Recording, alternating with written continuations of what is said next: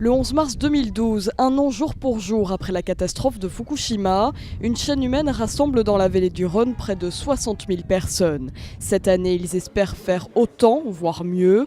Leur entraînement a débuté cette semaine. Des militants du réseau Sortir du nucléaire ont organisé des opérations de sensibilisation dans différents lieux, comme cette prestigieuse école d'ingénieurs. Objectif, informer sur leur chaîne humaine géante prévue cet après-midi. Elle partira de la Grande Arche de la Défense, où se trouve l'un des principaux bâtiments du groupe Areva.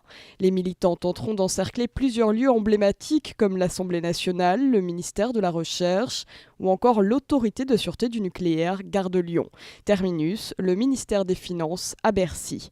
Une opération d'envergure avec un but très précis. Il faut arrêter le nucléaire, civil et militaire, le plus rapidement possible. Parce que c'est une énergie qui est extrêmement dangereuse, qui est risquée, qui produit des déchets en grande quantité dont on ne sait pas quoi faire.